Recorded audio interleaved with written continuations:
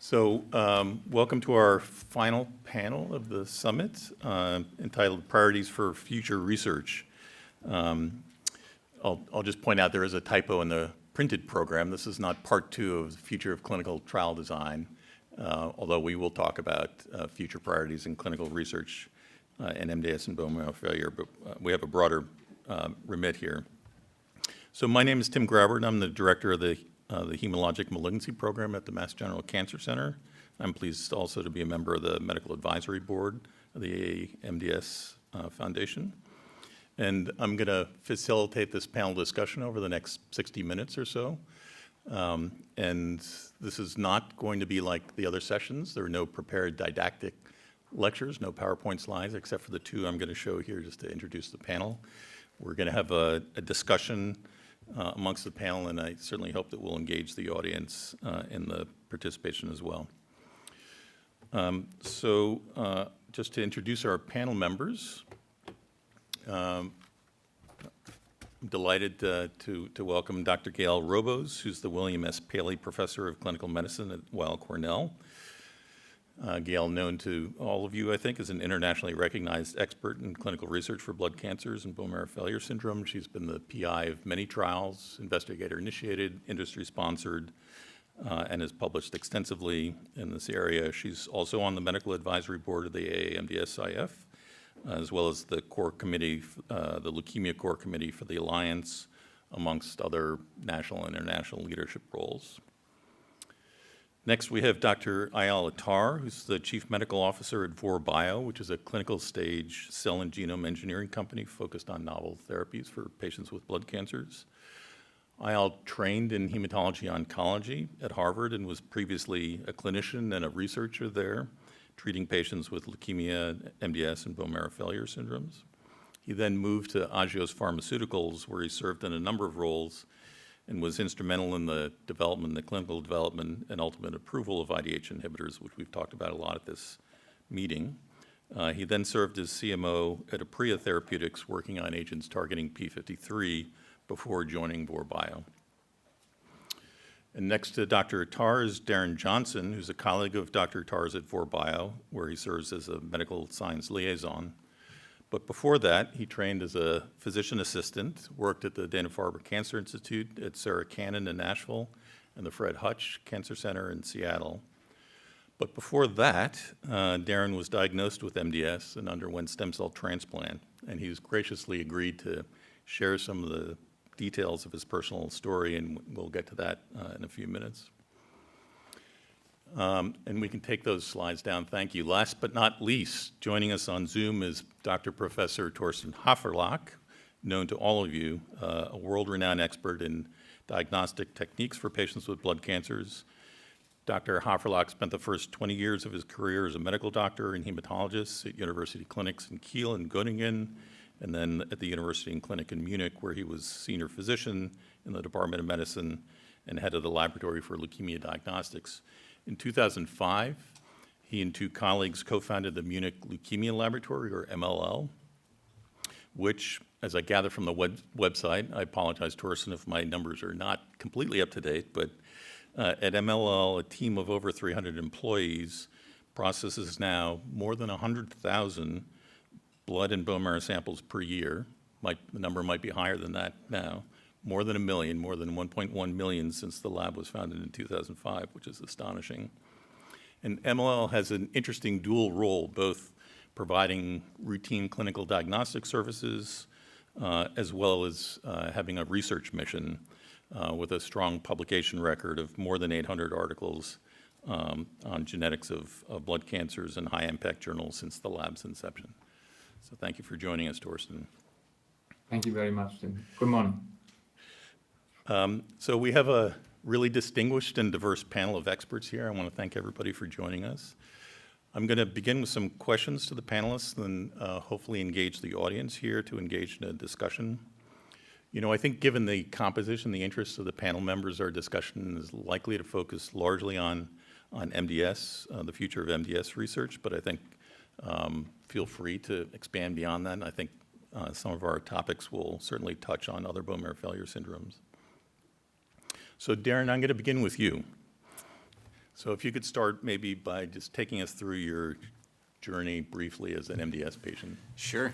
And again, thanks so much for having me join you guys. This is quite delightful. So I was a senior in high school with a goal of starting college to be an ESPN SportsCenter anchor. I was going into journalism school. I really thought that's what my goal in life was going to be. And I noticed that I was fatigued. I was playing sports and felt really tired and couldn't figure out why. I thought I was just an out-of-shape teenager.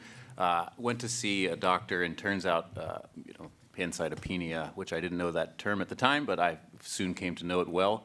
And initially was diagnosed with aplastic anemia, actually, and went in for IST, got ATG in the hospital for a couple days. And right before I was admitted, they did a repeat bone marrow biopsy just to see if things had changed. Results came back in the midst of my ATG that things had progressed to MDS, and there was no reason to continue that therapy.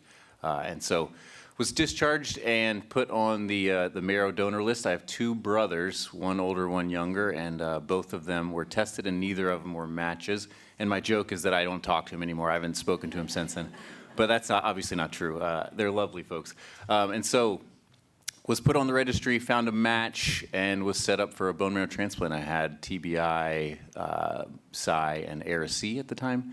And that whole experience of being a patient, being treated by amazing doctors and nurses really kind of flipped what I wanted to do in life.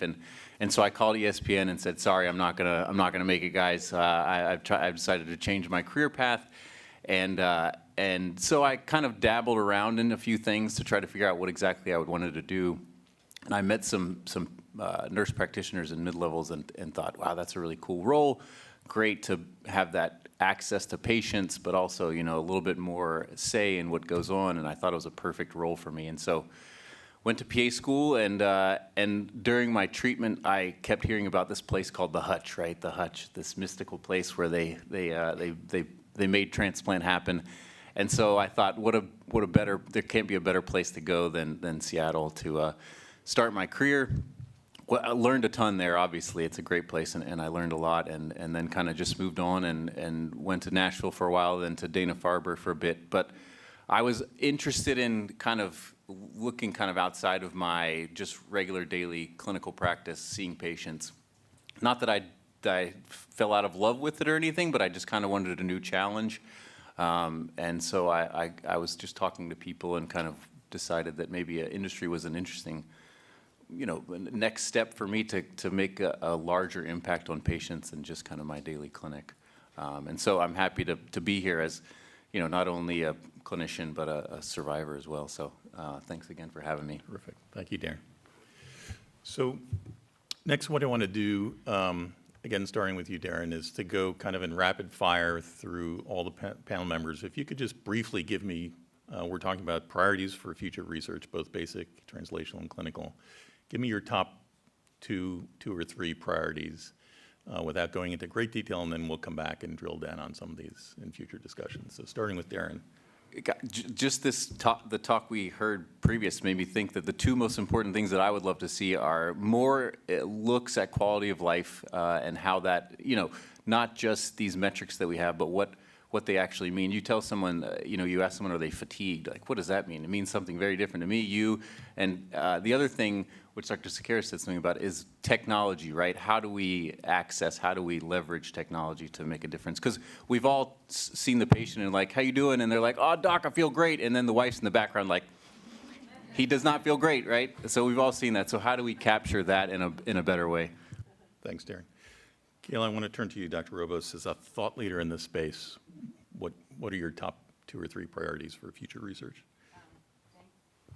Thank you very much for that. And just also congratulations to AAMDSIF. I was trying to figure out when I first started on the committee, and actually my calendar doesn't go back that far. So Alice, you have to tell me, but it was an awfully long time ago. And thank you for the opportunity here. And actually one of the things that I've always enjoyed most is the patient interactions and webinars and so forth. I mean, I think that's really the core here. So future directions, the ounce of prevention is a pound of cure thing. I think it one needs to think about that. And we're dealing with very difficult diseases that actually you don't want to get, right? I think you would be probably the first to say that this is all amazing, but I would have rather not had it. And the myeloid diseases space wasn't one that had any opportunity for disease interception. I mean, it wasn't a topic of discussion. AML, you just got it. MDS, well, you were either at Chernobyl or something else happened and then you get it. But you do wonder whether CHIP and clonal hematopoiesis, whether we now have a disease where disease interception is possible. And I've been looking very, very carefully at some of the trials of canakinumab and other drugs and really, really thinking about it and talking actually with some of the people at this meeting about, well, what would you be willing to take and when would you be willing to take it? And for how long would you be willing to take it in order to prevent having to be on a transplant slide or an azacitidine slide, or worse, on one of Dave Steensma's dead drug slides, which is what we are all fearful about. So I do think that the categorization of patients who have a high risk for transformation. I mean, my group looked at this in a fairly amazing paper, I still think, looking at patients who were in the Women's Health Initiative. This is Pinkel Desai's work, looking at women who were followed for many, many years for things like cardiovascular risks and osteoporosis. But they had tons of samples banked, and we asked the question, and Pinkel spearheaded this amazing work to ask the question that, hey, wait a minute, some of these women must have developed AML just statistically. Go back, find the samples, do the sequencing, and find evidence of mutations up to 10 years prior to diagnosis. That's a new thing. And putting together what are the ones that are most likely to predict disease transformation within a short period of time. If you have an IDH, if you have a JAK, if you have spliceosome mutations, what are the things that would make you really be willing to go on a disease interception trial? And these are actually already ongoing. So we're definitely going to come back to that topic, early intervention, prevention. Do you have a second priority you want My to list second here? one would be the use of actual use, not theoretical use of real-world data and synthetic controls. And I hope we come back to that too. But I think that that is a literal nightmare that we are continuing in this particular space to randomize. Terrific. Ayal, you have an interesting background, again, as I outlined, with history in academics and now in industry. So from that perspective, what would your top 2 or 3 priorities be? Let me, first of all, thank you very much for the opportunity to speak on this panel, and thank you for the foundation for this opportunity as well. It was wonderful to hear the discussions with the last panel. You know, moving forward, I would love to see us develop new therapies, perhaps even cellular therapies like CAR-Ts, for patients with myeloid disorders. I would love to be able to translate some of the advances that have taken place for patients with lymphoid malignancies, ALL, for patients with multiple myeloma, and be able to experience some of those in the myeloid disease space. So that's one general category. The other general category is the use of drugs, perhaps ADCs or antibodies conjugated to radionuclides, that are able to do a one-step treatment for patients with myeloid malignancies, meaning being able to treat patients for their disease and then be able to take them right to transplant with really minimal toxicities if possible, focusing on you know, infertility and mucositis and so forth. There are a lot of things, but I think the third greatest priority would be P53 mutant disease. This has been a passion for some time, considering that 1 out of every you know, 2 human tumors has a P53 mutations. These mutations underscore really the worst prognosis for patients with cancer. I'd love to be able to see some treatments emerge for P53 mutant disease. Terrific. Thank you, Ayal. And finally, Torsten, from your unique perch, what are your top 2 or 3 priorities? Thank you very much for having me. I have to admit it feels a little bit strange to see me behind all of you like a big brother is watching you. So I'm sorry for that. I really look, who's that? And I will see it's me. But anyhow, so I first of all agree with all other speakers on the panel, and putting some more efforts or some ideas in a specific direction, I would be interested. So So as a lab, we are involved in international pharma trials to test not the patient's drug, but to make the diagnosis before the patient can be enrolled into the respective study. And we were the central reference lab for the luspatercept trial and as well as for the oral azacitidine trial. And when we are just able, by our so-called daily routine, to make a diagnosis that finally leads to randomization and to trials like that, and as we see, to FDA approval, this is great. This is really a very, very important thing that I would like to see more precision medicine for very specific targets. And the second thing would be, as we are in our research part of the lab are performing whole genomes as well as whole transcriptomes more or less in daily routine, I would like to test more in the future what is more possible to describe a disease in addition to what gold standards are now defined by WHO or ICC classification, like morphology and molecular genetics, and so on. And the third thing, and this is what we also do in pilots in the lab and many others do as well, and we also have that in the routine, how good could artificial intelligence help us to understand these huge data sets, all this information that is there and no one of us is able to read it in a daily routine and have it all in our minds. And therefore, we should test how we could be supported by AI tools in the future to serve patients better. And this is the only reason we are working today. Perfect. Thank you, Torsten. I think we'll come back to several of those topics. So again, I just wanted to begin by populating a list, and then I'm going to organize this, and we'll come back and drill down on some of those in more detail. I'm going to frame this around first talking about basic translational research priorities, and then we'll talk more about clinical research priorities.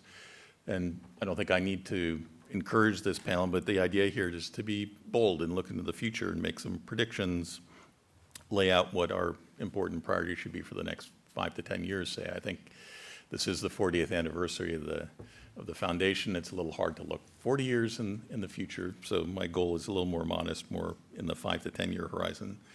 And I think this can be speculative, and we're not going to answer these questions, but again, the goal is to lay out some questions and priorities amongst ourselves, to the audience in the room, but our audience on Zoom and to others who might hear this later, includes young investigators who are beginning their careers and trying to figure out what to work on, as well as industry partners and regulators, so and funding agencies. So these are our audience for today. So beginning with kind of more fundamental, basic research, I think we can all agree that despite incredible progress over the last 4 decades, the history of the foundation, we still don't fully understand basic mechanisms of MDS and bone marrow failure. I think we can. Anybody disagree with that assertion? So, I want to ask the panel essentially, what are we missing? Where should we focus our attention in the future to fill in the gaps in our understanding of the basic biology of this disease? Torsten, I wanted to start with you. We've learned a ton about genetics, epigenetics of these diseases from your work and others over the last years. Here's an easy question. Have we identified all of the important genetic and epigenetic changes that drive MDS? No.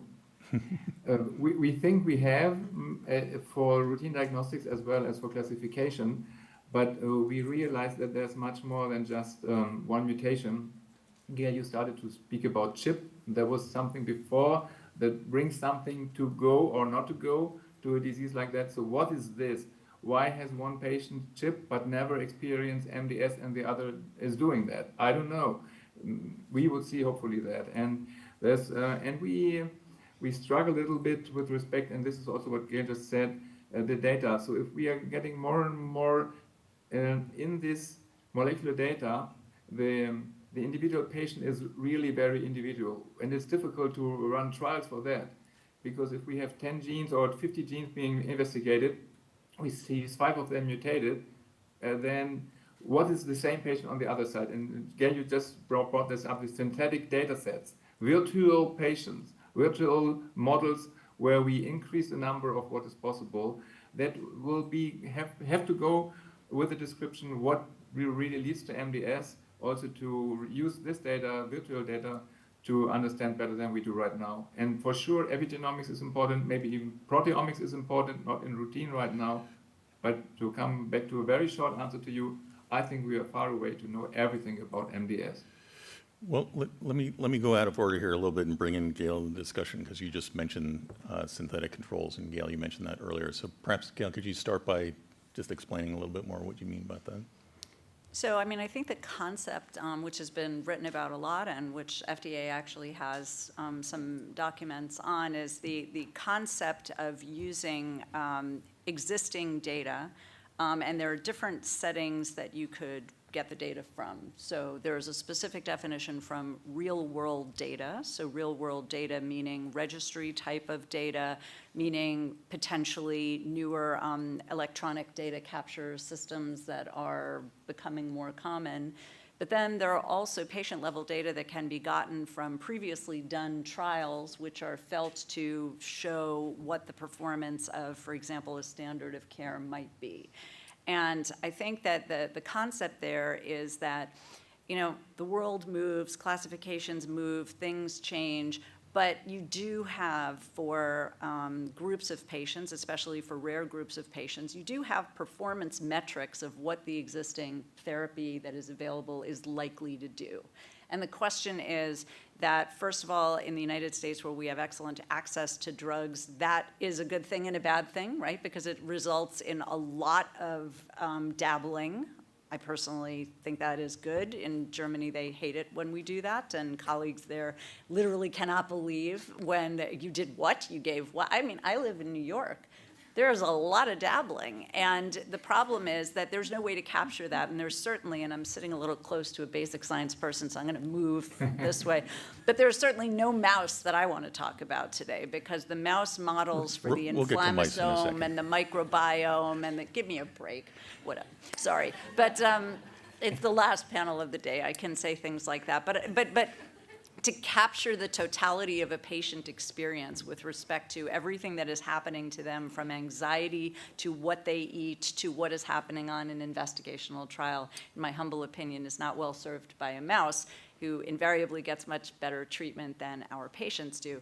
But I think the point is to use existing data better, and to say that if you look in some portion of the real world, and the real world will never cover the entire world of every community, of everybody all over the world, but you have to start somewhere and say, basically, if you look across the map and you've treated 150 people with this regimen here, here, here, and here, it's not rocket science.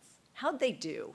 How'd everybody do? Can you at least find out if they're alive or not alive? Can you at least find out basically what happened?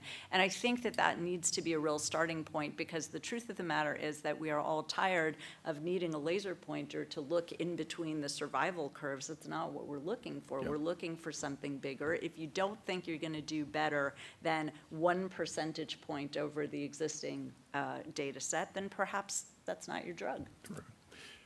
Dr. Haferlach, I want to come back to you. So we agree that there's still, you know, territory that needs to be mined to further understand the genetic, epigenetic mechanisms that are dysregulated, acquired abnormalities. I think the same, for sure, can be said about the germline, where we have a much better understanding of inherited variants that predispose to these diseases, but it's incomplete. So maybe this is an opportunity for me to ask you, since you mentioned artificial intelligence, how can these tools perhaps help us gain new insights from these huge data sets? And maybe I could ask you first, since I don't understand AI, it's black magic to me, can you provide a layman's definition of what it is you're trying to do? How are you using machine learning techniques to mine these data? As you know, I'm a hematologist, but I know people in my lab that know really what they do when they use AI, but I can try. So what we normally do, and this is what we do all since decades, is we do Kaplan-Meier plots, and we do calculations like that. And then, Gail, you said we need a laser pointer to see the differences in the curves, and that's the way we do it, and this is the way how we learn it, and this is the way the drug comes to the market or serves patients better or worse. What AI can do is there are different layers in the data, And these layers are put into systems like machine learning or others. We now do deep learning as well, and we also include large language model as ChatGPT in our research part of the lab. And this data then brings you to some new dimensions of what we are normally not able to see when we as persons, as people with Excel sheets look into the data set. The problem is, and you're right, Tim, it is a black box normally, and you come up with some data and you have to control it. You say yes or good, I believe or I don't believe. And this we completely try to avoid, and we use AI models like XGBoost and others, where you have so-called explainable or transparent AI. That means the result that is coming from the AI for a respective diagnosis is not just a result, but it is the system, the AI system tells you why the system comes to this conclusion. And then you can really control that. Without that, we wouldn't believe anything, because we speak about patient's diagnosis and finally treatment. It's not just for fun. But these algorithms that are more and more coming now that explain why the algorithm did this is very helpful for us. And you can test this all day long, all night long. You just need to pay the salary for the cloud computing, and then you go. And Yeah. this is also really much better than we do, because sometimes we have to sleep. And so, thank you, Torsten. Just to follow up a little bit, so assuming, these techniques develop further and they're successful, what do you see as deliverables in the next 5 to 10 years? What new insights could we learn from these techniques? But right now we are focusing on diagnosis, and I can tell you that we are now doing differential counts with the accuracy and probability of the right cell name and the right diagnosis of 95%. That's higher than a person can be reproduced. We do the same for cytogenetics, we do the same for flow, and we do the same even for genomes, where we make a right diagnosis in 88% of the cases without any other information, just by using the genome and AI tools. And this is, from my perspective, much more independent of any experience, and I'm working in that field now since 40 years, but who should like to do that in the future? So these tools will help us. And what we also can do is put what Gail just said, all the data from all clinical trials behind this information, and include that. We use something like ChatGPT or other large language models to do that. And we even now have test phase where we have the final diagnosis suggested only by an AI tool, and then control what we took out of the data to write the final diagnosis.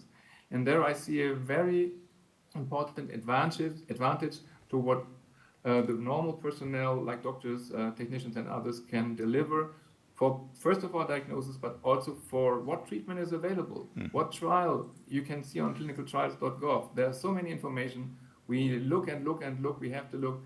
And if we combine that by such AI tools, we are much quicker, and we learn more than we know before just by our own memory. That's very exciting. Thank you. So, Ayala, I'm going to turn to you. Maybe one last question before we transition to clinical research. So let's talk about mice. Gail brought it up.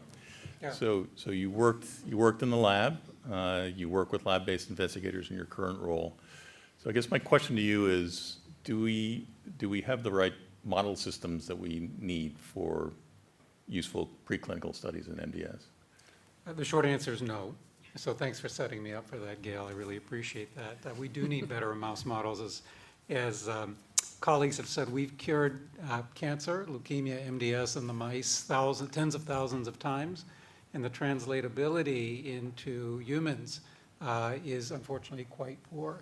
I think the PDX model systems have aided the efforts somewhat, but we still have a lot to be gained. I think, in vivo preclinical systems are good at discerning some level of activity of a drug, assessing large signals in terms of toxicities, but they really don't translate well into efficacy, especially not around the kind of endpoints that we'd be looking for in our patients. Yeah. As a lab-based investigator myself, I would go even further and say not only do the models we have not translate well, but we really don't have the models. We don't have really any cell lines that truly reflect MDS. We don't have any genetically engineered mouse models that really recapitulate all the features of MDS. And xenografting models are still, fraught with all sorts of difficulties. So it's not, I think, in my opinion, that we don't have good models. We really don't have the models. So that has to be always on the list of priorities for future research. All right, so before we transition to more clinical research, I just want to rattle off a couple of areas where I think we're all aware that are currently really active and exciting areas of research. One would be the role of the bone marrow microenvironment and inflammation, in particular, as a driver of bone marrow failure. I think that's on the list. It's on the current priorities. It's likely to be fruitful in the next 5 to 10 years. We're going to talk more about clonal hematopoiesis and precursor states that Gail brought up earlier. That's obviously an area of very active investigation in the lab to understand mechanisms there. My particular interest is in splicing factor mutations. I think this remains an important area just because of their high frequency. In MDS patients, we've learned a lot, again, but there's still much more to learn about what these mutations are doing. So my last question in this area, just to throw it out to everybody, is what are the other big ideas and big questions that we're missing preclinically in MDS? What should we be focusing on in the next 5 to 10 years? Have we covered everything, or is there anything else that we should bring up at this point? Well, it would probably be useful if we knew what MDS was. And that remains an irritant. I would say that we probably do have to draw a pretty easy line in the sand that doctors and patients understand that there is some patients who are just plain old behaving as leukemia, their marrow's failing, they have no counts, they need treatment now unless they're terribly old and frail and can't get any treatment, and that's one group. And then there is a puttering along bone marrow failure group, and I do think it's pretty urgent in clinic. And I was joking with colleagues earlier today that I literally in clinic, I say, well, you got bad marrow disease and leave it.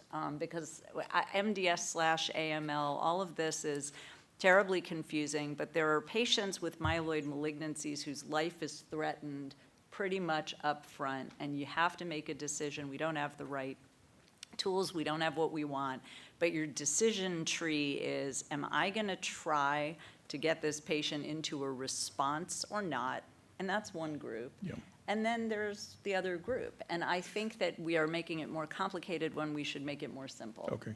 I think we're going to come back and wade into this discussion that was started in the previous panel about the confusion introduced by new classification systems.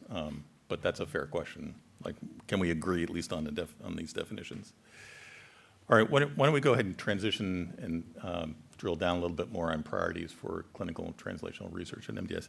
Darren, again, I want to start with you. We had a great session this last session talking about quality of life, about diversity in MDS, about the approval process. So, as a former patient, what matters most to patients with MDS when we're talking about drug development? We talked about different endpoints, but what do patients care about?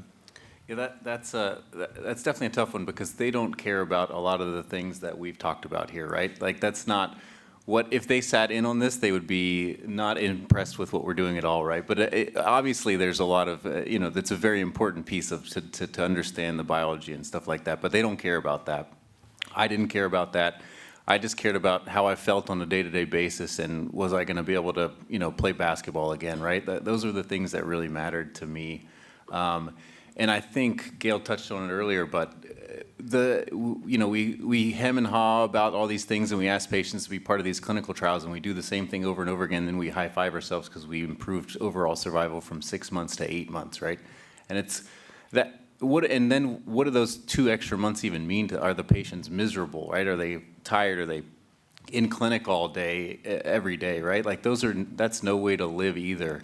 I think something I always said to people is just because we can doesn't mean we should, right? Like there's a lot of moments when we can kind of step back and say, hey, listen, I hate to tell you this kind of stuff, but like there's not a whole lot we're gonna do. We tell you you're gonna be fatigued, but really you're gonna feel like shit, right? Like, let's be honest. Like, I think we're not honest enough with patients about how they're gonna feel we check off these boxes on the consent forms and stuff, but I don't think we really do a good job of kind of telling patients the longitudinal effects that they're going to experience. Thanks, Darren. So I wanted to ask, this might be a question for Al. Gail, you may chime in on this as well, but just to make the observation that we all know that in AML, there's a subset of patients that we can cure with chemotherapy. And that subset doesn't exist in MDS. We can't cure anybody with chemotherapy, in my opinion, or any of the great novel agents that we're exploring. Transplant is the only curative option today for patients with MDS. So is this what we're going to be saying 5 to 10 years from now? Do we think that there are potentially curative non-transplant options? Is it just a question, again, we don't know the right targets, we don't have the right drugs against those targets, or is there something fundamentally different about MDS? Who wants to weigh in on that? I'll jump in, and then, so I think it all depends on how quickly Torsten can get the AI working on interrogating the molecular architecture of MDS. You know, on the one hand, we have diseases in the myeloid family which are perhaps less genetically complex than solid tumors. We know that AMLs can arise after 9, 10, 13 mutations, whereas many solid tumors have multiple mutations. What I think we don't exactly have a handle on are what are the so-called founder or driver mutations, what are the passenger mutations, how do we actually use drugs to, you know, to attack orthogonal pathways in a way that's curative. It turns out that if one does it queries the metabolome for myeloid diseases, there aren't many metabolic mutations, associated mutations other than IDH 1 and 2 and maybe a couple of others. So I think the only way that a pharmacologic cure for MDS I think can ultimately be achieved is once we understand fully what are the full molecular players, we develop targeted therapies that work on orthogonal pathways at the stem cell level. So what I'm hearing is it sounds like you're saying it should still be a priority over the next 5 to 10 years to understand basic mechanisms, and you still hold out some hope that the right combination of small molecules perhaps might actually lead to cure for this disease. It's something that I would very much like to see. It's certainly on my wish list for the next 5 to 10 years for patients with MDS, and we can talk about some of the challenges of doing and funding research and clinical trials from the industry side in rare genetic subsets of orphan diseases. It is a real challenge being able to communicate the value of putting $1 billion into a drug for really rare subsets of patients, and something that from the clinical side we really struggle with a lot. How do we communicate a group of patients with unmet medical need for whom we would like to generate a targeted therapy or targeted therapies where some of the potential for someone focused on the revenue side may not see that. And especially in today's current funding environment, that is incredibly difficult. Yeah, I think that might be a topic we can come back to. Gail, do you want to weigh in on this? Are we going to cure MDS with medical therapy? So I was invited to a really interesting panel where I had to define cure. And this was a really stressful thing, actually, that gave me a whole combination, existential, midlife, and all kinds of crises. But so in my view, so if you have hypertension and you're on an antihypertensive forever, are you cured of hypertension? So that's really the question. And in CML, we talk about functional or operational cures. If you can take something relatively easy, are you cured? But if you ask a patient, do they want to take any medicine every single day? I mean, most patients say no, unless it is some magic vitamin, which somehow there is a limitless appetite to take those. But that's a different problem.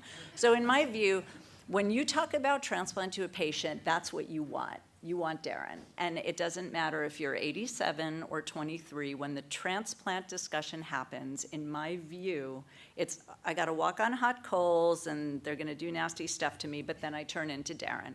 And I don't think that happens for a lot of patients in their 70s, 80s, and beyond who are transplanted.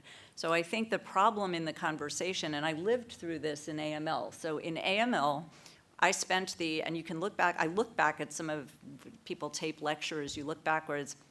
So we had no ability to get anybody to 2 years. So you basically had older patients where you absolutely had to try to get them through intensive chemotherapy and try to make transplant better because otherwise you had nothing. But the minute we have something that is better, and you can get, with azacitidine and venetoclax, you can get patients to sometimes a lot beyond 2 years, then all of a sudden you're going to take an upfront 30-day mortality.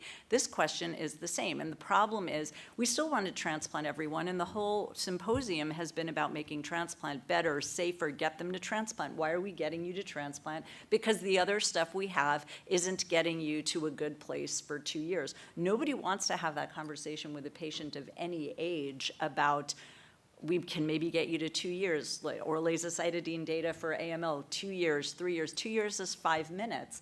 But I think that is where these conversations go wrong, because if you ask most patients what their goal of care is, they would like to be cured, right? I mean, the goal of care, even if you are 92, and I have some personal current experience with 92-year-olds, you'd like to ask that question first. Can I be cured? And if I can't, what's the next best thing on offer?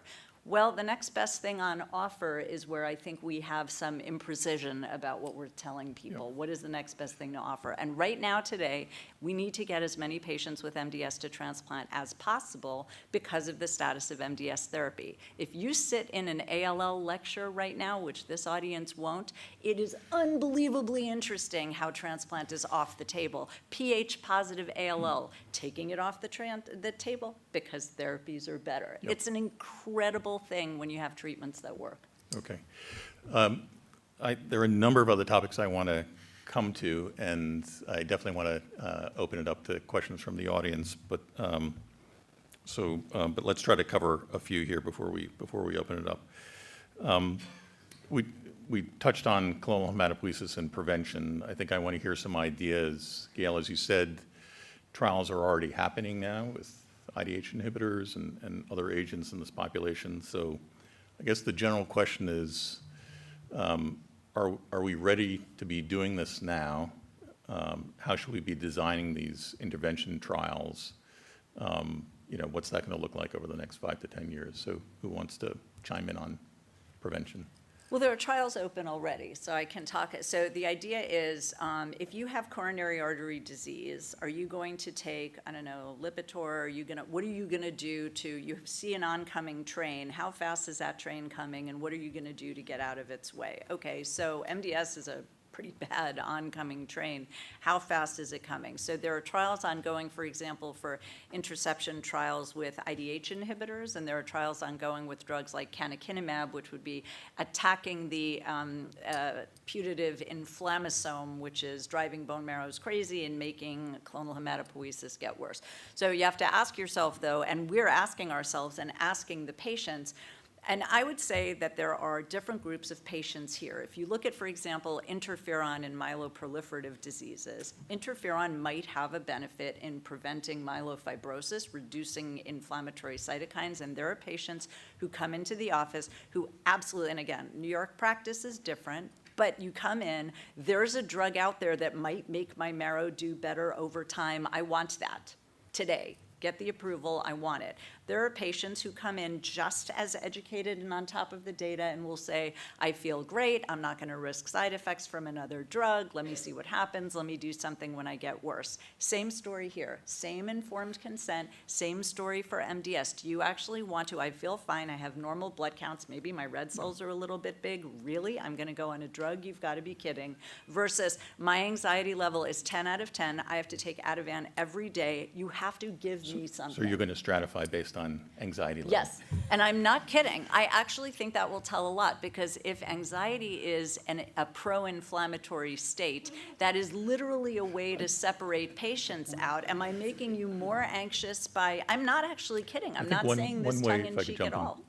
I think the general idea of perhaps risk stratifying these patients and starting these intervention trials in patients who we think are at highest risk of developing problems. I'd point to Lachelle Weeks' modeling that came up with that stratifies patients extremely well with clonal hematopoiesis. Those are likely to do well for many, many years. those are probably not the people that we should be enrolling on trials like this. Well, Maybe that's a what is your output? proxy What for are you going to anxiety. measure? Measuring the absence of something is very, very difficult. So you put somebody on a trial. If you are putting patients onto a trial who don't have a reasonably, statistically large number expected outcome in 5 years, I don't know. So we have patients on interferon who I can't cut you in half and give half of you interferon and half not. I don't know if the marrow is more fibrotic or not, because even Torsten, 2+ versus 3+, you gotta be kidding me. Yeah. I mean, that's it, right? I mean, that means nothing. So here too, your variant allele fraction went down by 0.2 on your IDH2. Great. So again, we need to take the patients first that we really, really think are going to be they already have evidence of sliding into a state. You can't take somebody who's totally well and do this, although half of New York is currently taking metformin, which I don't think they should do. Right. But that's what they're doing. Yeah, and pick the right endpoints for those studies. Torsten, I want to come back to you. Let's talk about genetics, back in my comfort zone here. So what do you think routine molecular diagnostics are going to look like for MDS patients 5 and 10 years from now? Are we going to be sequencing genomes routinely, RNA-seq on everybody?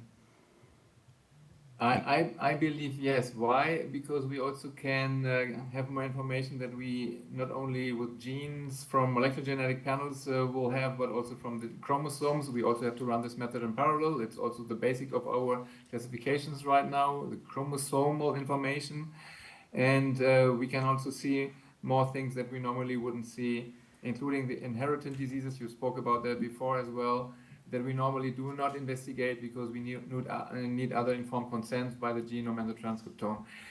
I do not say that it's necessary or helpful for every patient, but if we think about making an investigation to completely try to characterize the disease, possible, reproducible, and quick, and on the long and also cheaper than a combination of all the other methods we use right now, the genome and the transcriptome is, I think, these methods are the methods of the future. This is not for measurable residual disease and follow-up, but at the time point of diagnosis. And I just can follow what Gail also said. There's much more that we need to investigate in these genes. We also need to investigate what a patient wants. If there's an 85 years patient diagnosed with early MDS, very low risk MDS, what is the goal? Cure? I'm not quite sure that this patient is interested in cure. It has wants a life with a good quality of life, and therefore we can give this information from the genetic level.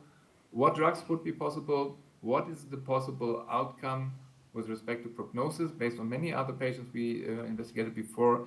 And then it's a long doctor-patient communication to find the best for this patient.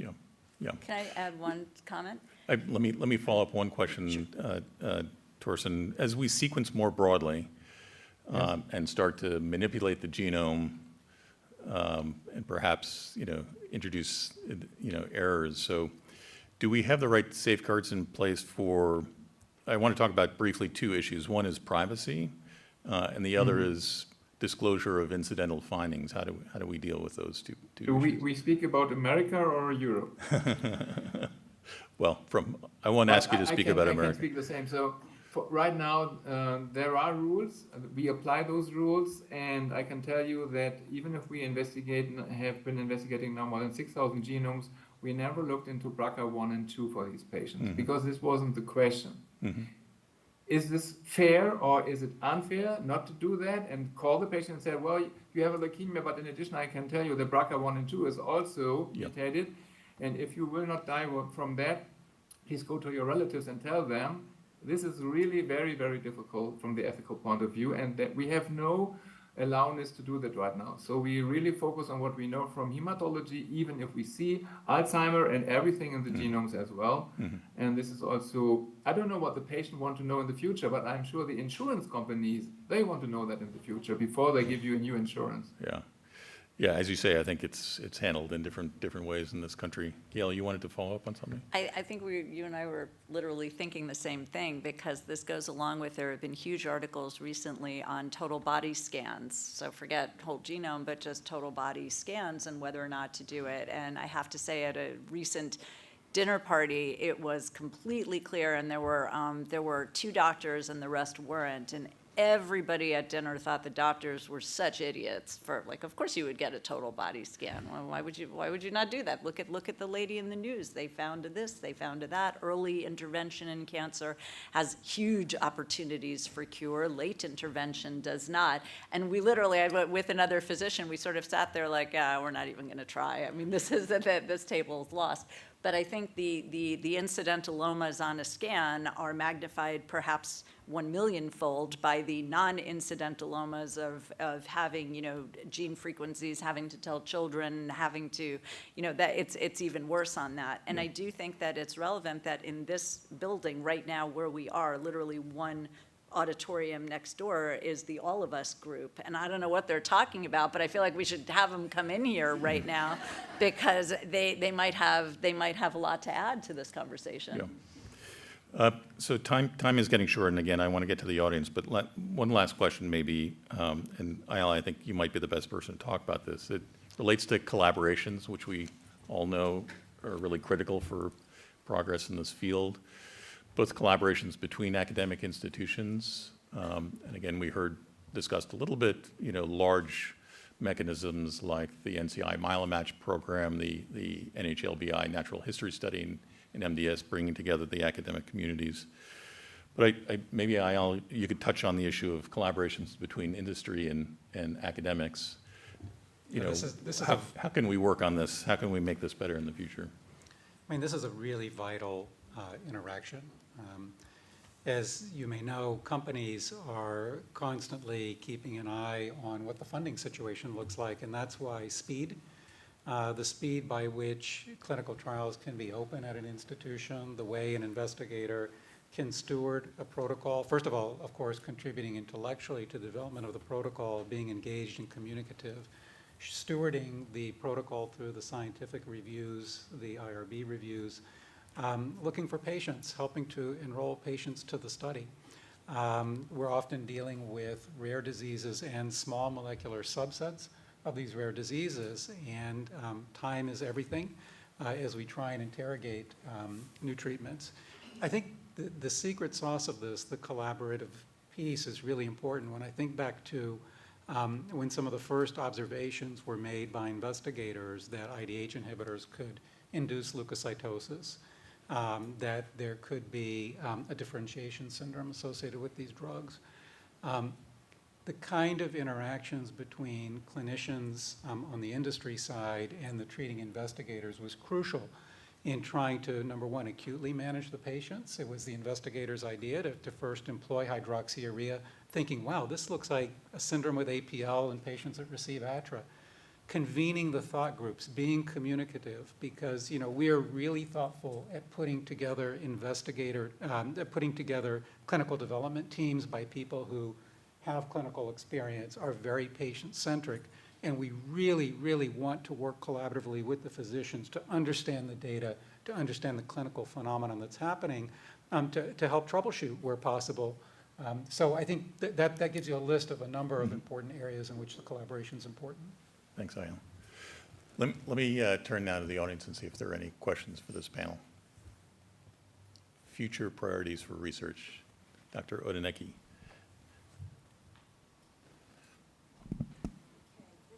Will probably reveal my naivete as it pertains to AI. So my question is to Dr. Haffelak. My primitive understanding of AI is that to some degree it's only as good as the information you feed into it. And if that is the case, what is, what's the possibility that this technology can actually lead us to major discoveries? What about the things that we have no clue about and therefore have not fed these into these machine learning algorithms, that black box that feeds discovery in general, but where with AI technology we may not know, what we don't know, sort of. Thanks. I don't know Torsten, if I'm making sense. Yes. Were you able to hear the question, Torsten? Yes, thank you very much for this question. This is really a very important question. So you're absolutely right with the old speaking garbage in, garbage out is completely true for AI, and therefore data sets have to be good to help us when AI algorithms are applied and running through these data sets. However, when we believe that these data sets are controlled, like pharma trials, yeah, you said that there's a trial that has a negative outcome, so no one will publish, no one will look into the data again. The data are somewhere. The trial was great, the design was great, but that's it. Why shouldn't we understand why it went wrong? What was the problem? You said before TP53 is a problem, right? There were times when we didn't know about TP53. Now we know. Now we will pick that up, not only with AI, but anyhow. And therefore, coming back to your question, I completely believe that we will at least have some new hypotheses if we have good data to give this to the different AI tools to learn more than we are right now learning by our human artificial, not human intelligence, or let's say it calls like that. And I'm quite sure we do. And we experience this every day, that we learn more by applying those tools. Not just naive and then it's done, but by controlling what comes out and test with another tool, test with our own brain what's going on. And give it a chance. No one is killed when we use some of the algorithms and good data to see what's going on there. I'm absolutely sure we will really need this in the future to pick up new structures, new risk groups, and even new drugs that could be delivered or could be produced against specific findings that we are not quite aware right now. Toyose, I want to add one specific thing just because it's Yes. rounding out the conference that David opened with, history repeating itself. I don't want to have to be the oldest person in the room to remember the trial that we already tried something out on that didn't work. And how many times a day does that literally happen? Fortunately, in some of the rooms that I'm in, not many, but there are still sometimes people older than I am who will say, oh, we did that in 1980, whatever. This is an absurd reality for AML trials, and the specific issue of the negative trials is just, it sort of jabbed me right now because I am trying to get published a very large, very important, that matters for all of us to know about it, and we all know what it is, but there is a negative trial, and good luck getting it published. And AI, you can feed in every single drug that has ever been looked at in AML to the machine, and it will do better than we are to recall, I think. And from my perspective, and I understand nothing, I can hardly get my phone to work, but I think that it's really important that the data of what we know about clinical outcomes with drugs and who the patients were, that the monster needs to feed those data because the rest of us will forget. And we're going to end up doing the same trial over again with something that we absolutely know didn't work. That's a great point. Other questions from the audience? Austin. Here we go. Sorry, Mr. Lewis.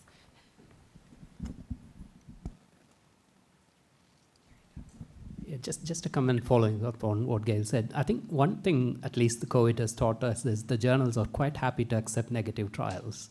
So I think maybe we should expand on it and maybe have a journal of negative trials or something built up so that we can put this as a repository there, because I think everybody goes back. Similar to that, we talk about... I don't want the print version of that. It'll weigh 400 pounds. So but the Journal of Negativeology is totally fine with me, because the rest of them are happy to in theory, and then they just don't. Thanks. Other questions out there? So we're going to wrap up here, but there were a lot of topics that we didn't come back to, loose ends. I want to give everybody a last chance if there's anything that we didn't have time to talk about. Let me open it up again. On this topic, I think it's important, which it seems like it's been a struggle for a long period of time, is to how do you get the word out that AI is not the bad guy, right? Like, science isn't always the bad guy. It seems like things have gotten worse recently with respect to science and medicine being the bad guy. So how do we, other than electing Gail president, how do we get the word out that AI, yes, it's bad when CNN or whoever says, they're going to write term papers for the kids and the kids are going to be stupid, but how do we how do we show these, the regular person that this stuff is really important And it's not scary when used properly, right? I think this is something that we're really in a bad spot with right now. I agree. And again, our role is not necessarily to answer all these problems, but to raise challenges and things we need to work on in the future. Last words. I just want to say a big thank you to investigators who are part of the foundation and here in the room, because it's been a great privilege to both take care of patients with you over the years, but also to develop drugs with you. And the collaborative environment between academia and industry that helps accelerate timelines and hopefully bring really meaningfully important drugs to patients is something that I cherish. And I am very, very hopeful to what we can offer to patients moving forward. Thanks, Ann. Last words? My Torsten? last word is to the patients. The voices in breast cancer, in colon cancer, in prostate cancer, in multiple myeloma have changed those fields. And historically, in AML and myeloid diseases and MDS, we haven't had that opportunity. There are lots of reasons for it, but things are different now. And the patient voice changed those fields as much as the investigators did, I would say. So rabble-rousing will be my end of the day. There's a challenge. Torsten, I'll give you a last word if there's anything we didn't talk about.